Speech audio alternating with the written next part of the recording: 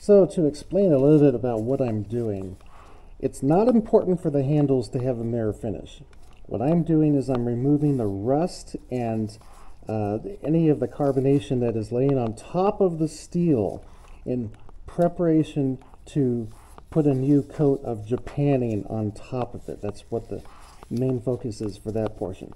As far as the blade goes, I'm being extremely gentle with the blade. I don't want to increase the hollow grind edge of it. I want to keep the existing dimensions of the blade, especially on the inside facing, which has the hardened steel inlay. My main focus for that is to make it a functioning sharp edge. In the process of that, it'll become polished. Outside of the blade, there's going to be tons of pits in here. So when I get deeper into this, you're going to see a bunch of black marks in there, what I call acne.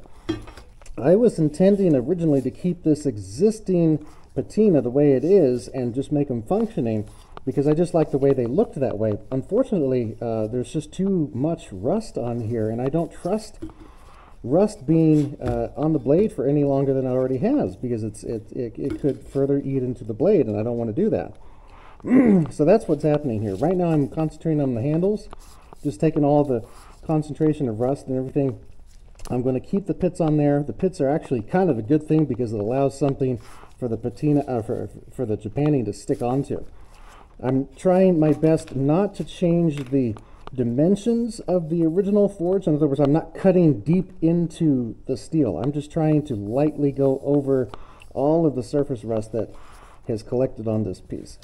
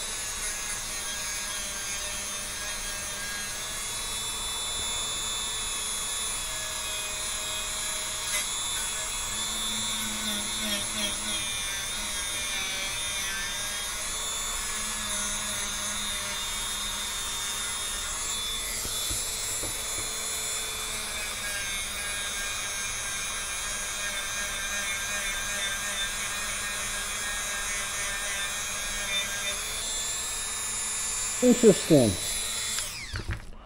little mark that's going from here to here. I wonder if that has something to do with the way that this got severed.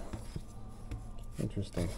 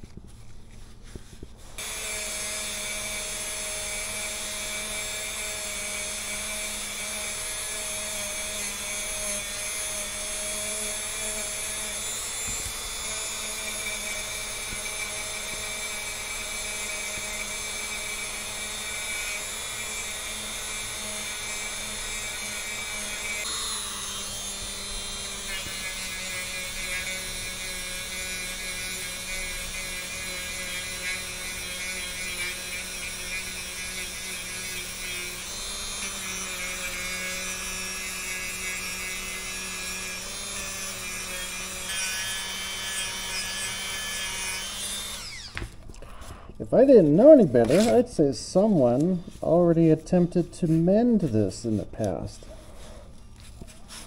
Take a look at that. This piece of metal here looks like it was placed on there at some point, and it just broke clean again. That's fascinating. I wonder how that happened. I wonder how it broke in the first place. Might have been dropped. But that's fascinating. So, yeah, I won't mess with it too much.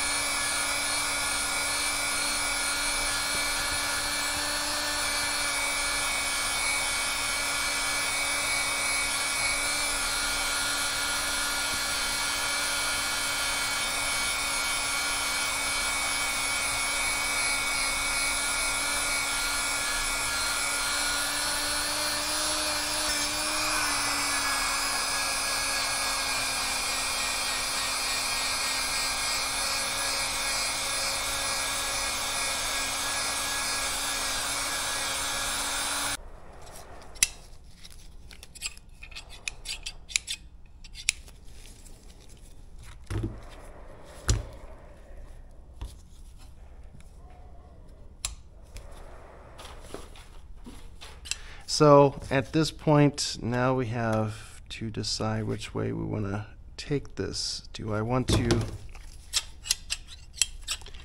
leave them as is, or do I want to go the full 9 yards and restore them? Well, the darkened patina that I was after is now gone, obviously.